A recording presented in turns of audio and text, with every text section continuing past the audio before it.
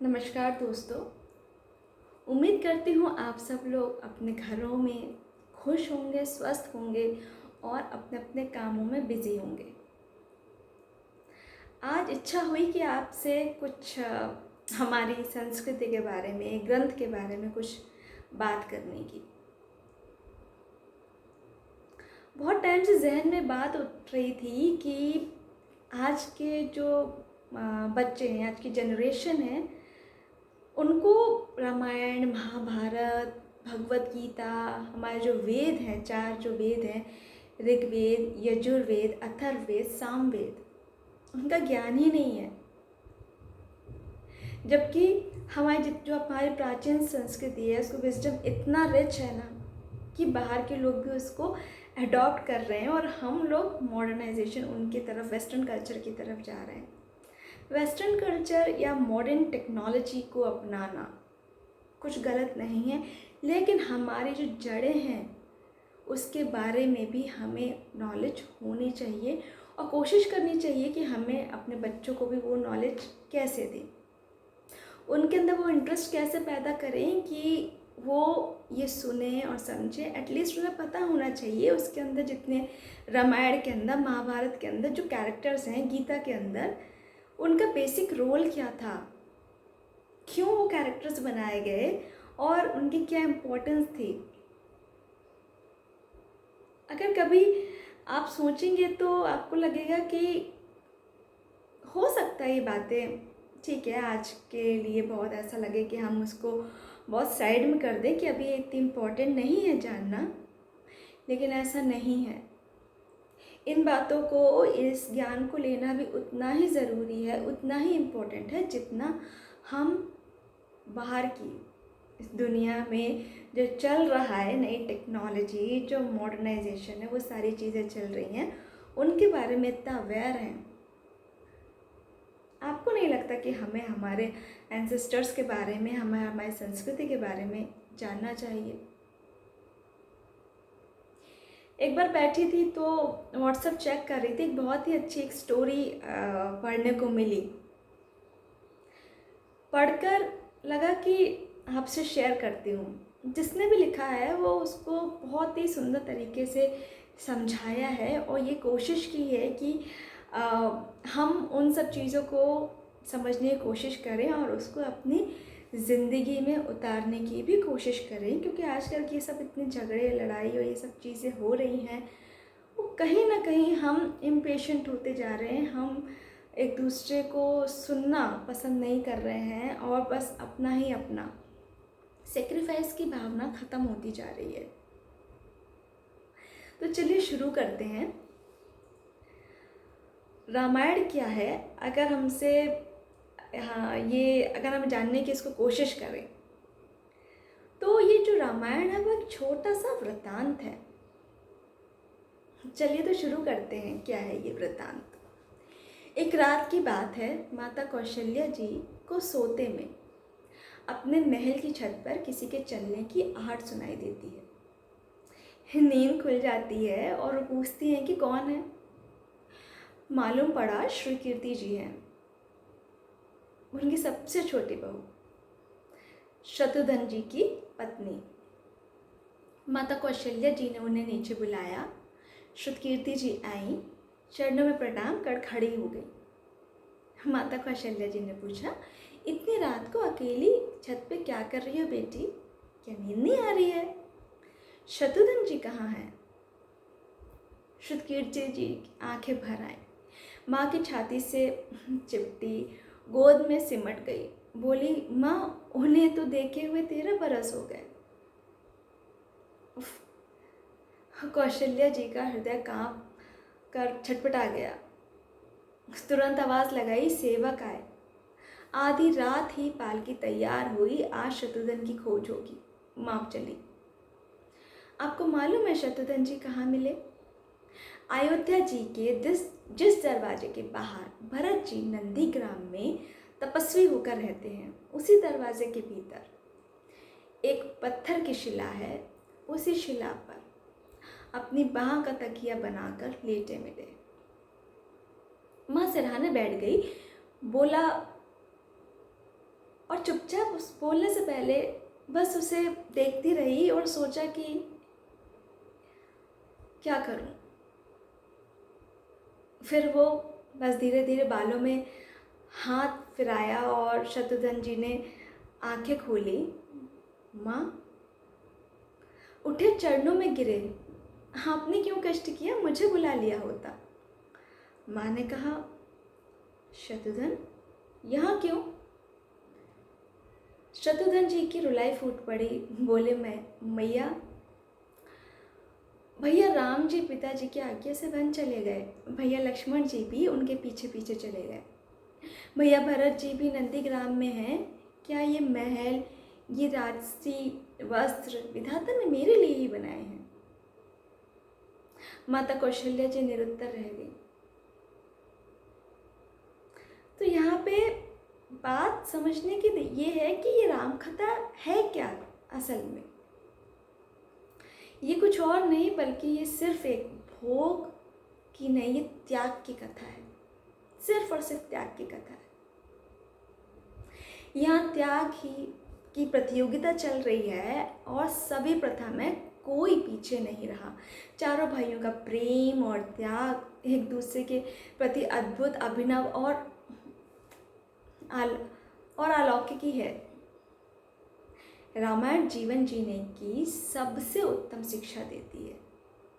भगवान राम को 14 वर्ष का वनवास हुआ तो उनकी पत्नी सीता मैया ने सहर्षि वनवास स्वीकार कर लिया, परंतु बचपन से ही बड़े भाई की सेवा में रहने वाले लक्ष्मण जी कैसे राम जी से दूर हो जाते। माता सुमित्रा से तो उन्होंने आज्ञा ले ली थी वन जाने की, परंतु जब पत्नी उर्मिला के कक्ष की ओर बढ़ रहे थे तो सोच रहे थे कि माँ ने तो आज्ञा दे दी, परंतु उर्मिला को कैसे समझाऊंगा, क्या बोलूँगा उनसे। यही सोच विचार करके लक्ष्मण जी बस चल रहे थे अपनी कक्ष की तरफ, और चलते हुए जब वो अपनी कक्ष की तरफ रुके, वहाँ पहुँचे तो देखा कि उर्मिला जी आरती का थाल लेके खड़ी थी और बोली, आप मेरी चिंता छोड़ प्रभु श्री राम की सेवा में वन को जाओ, मैं आपको नहीं रोकूंगी, मेरे कारण आपकी सेवा में कोई बाधा ना आए, इसलिए साथ जाने की जिद भी नहीं करूंगी। लक्ष्मण जी के कुछ कहने से पहले ही उन्होंने ये सब कह दिया, क्योंकि लक्ष्मण जी को कहने में संकोच हो रहा था, परंतु उनके कुछ कहने से पहले ही उर्मिला जी ने उन्हें संकोच से बाहर निकाल दिया। वास्तव में यही पत्नी का धर्म है कि पति संकोच में पड़े उससे पहले ही पत्नी उसके मन की बात जानकर उसे संकोच से बाहर कर दे। लक्ष्मण जी चले गए, परंतु 14 वर्ष तक उर्मिला ने एक तपस्विनी की भांति कठोर तप किया। वन में प्रभु श्री राम माता सीता की सेवा में लक्ष्मण जी कभी सोए नहीं, परंतु उर्मिला ने भी अपने महलों के द्वार कभी बंद नहीं किए और सारी रात जागकर उस दीपक की लौ को बुझने नहीं दिया। मेघनाथ से युद्ध करते हुए जब लक्ष्मण जी को शक्ति लग गई तो हनुमान जी उनके लिए संजीवनी का पर्वत लेके लौट रहे थे, तो बीच में जब हनुमान जी अयोध्या के ऊपर से गुजर रहे थे तो भरत जी ने उन्हें राक्षस समझ के बाण मारते हैं और हनुमान जी गिर जाते हैं। तब हनुमान जी सारा वृतांत सुनाते हैं कि सीता जी को रावण हर ले गया, लक्ष्मण जी युद्ध में मूर्छित हो गए हैं। यह सुनते ही कौशल्या जी कहती हैं कि राम से कहना कि लक्ष्मण के बिना अयोध्या में पैर भी मत रखना, राम वन में ही रहें। माता सुमित्रा कहती हैं कि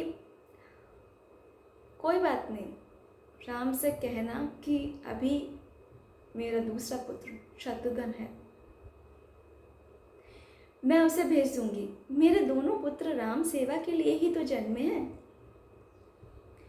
माताओं का प्रेम देखकर हनुमान जी की आंखों से अश्रुधारा बह रही थी, परंतु जब उन्होंने उर्मिला जी को देखा तो सोचने लगे कि ये क्या, ये उर्मिला जी एकदम शांत और प्रसन्न खड़ी हैं। क्या उन्हें अपने पति के प्राणों की कोई चिंता नहीं है? हनुमान जी पूछते हैं, हे देवी, आपकी प्रसन्नता का कारण क्या है? आपके पति के प्राण संकट में हैं। सूर्य उदित होते ही सूर्य कुल का दीपक बुझ जाएगा। उर्मिला जी का उत्तर सुनकर तीनों लोगों का कोई भी प्राणी उनकी वंदना किए बिना नहीं रह पाएगा। उर्मिला जी बोली, मेरा दीपक संकट में नहीं है, वो बुझ ही नहीं सकता। रही सूर्योदय की बात, तो आप चाहें तो कुछ दिन अयोध्या में विश्राम कर लीजिए, क्योंकि आपके वहां पहुंचे बिना सूर्य उदित ही नहीं हो सकता। आपने कहा कि प्रभु श्री राम मेरे पति को अपनी गोद में लेकर बैठे हैं। जो योगेश्वर श्री राम को की गोद में लेटा हो, उसे तो काल छू भी नहीं सकता। ये तो वो दोनों लीला कर रहे हैं। मेरे पति जब वे वन गए थे तब से सोए नहीं हैं। उन्होंने ना सोने का प्रण लिया था, इसलिए वे थोड़ी देर विश्राम कर रहे हैं, और जब भगवान की गोद मिल गई तो थोड़ा विश्राम ज़्यादा हो गया, वे उठ जाएंगे। और शक्ति मेरे पति को लगी ही नहीं, शक्ति तो प्रभु श्री राम जी को लगी है। मेरे पति की हर सांस में राम है, हर धड़कन में राम है, उनके रोम रोम में राम है, उनके खून की बूंद बूंद में राम है। और जब उनके शरीर और आत्मा में ही सिर्फ राम है, तो शक्ति राम जी को ही लगी, दर्द राम जी को ही हो रहा। इसलिए हनुमान जी, आप निश्चिंत होकर जाएं, सूर्य उदित नहीं होगा। राम राज्य की नींव जनक जी की बेटियां ही थीं, कभी सीता तो कभी उर्मिला। भगवान राम ने तो केवल राम राज्य का कलश स्थापित किया, परंतु वास्तव में राम राज्य इन सब के प्रेम, त्याग, समर्पण और बलिदान से ही आया। जिस मनुष्य में प्रेम, त्याग, समर्पण की भावना हो, उस मनुष्य में राम ही बसता है। कभी समय मिले तो अपने वेद, पुराण, गीता, रामायण को पढ़ने और समझने का प्रयास कीजिएगा। जीवन को एक अलग नज़रिए से देखने का और उसे जीने का स्वर मिलेगा। और अगर संक्षिप्त में कहा जाए तो बस कुछ लाइनें ही जो समझ में आती हैं कि लक्ष्मण सा भाई हो, कौशल्या माई हो, स्वामी तुम जैसा मेरा रघुराई हो, नगरी हो अयोध्या सी, रघुकुल सा घराना हो, चरण हो राघव के जहाँ मेरा ठिकाना हो त्याग भरत जैसा, सीता सी नारी हो, लव कुश के जैसी संतान हमारी हो, श्रद्धा हो श्रवण जैसी, सबरी सी भक्ति हो, हनुमान के जैसे निष्ठा और शक्ति हो। ये रामायण है, पुण्य कथा श्री राम की। तो बस कहने का मतलब यही था कि अपनी ज़िंदगी में हर पल को, हर लम्हे को जिएं। सब कुछ ज़रूरी है, ऐश आराम, पढ़ना लिखना, घूमना फिरना, अच्छा खाना, सब कुछ मौज मस्ती, लेकिन इसके अलावा भी कुछ है जो बहुत ज़रूरी है।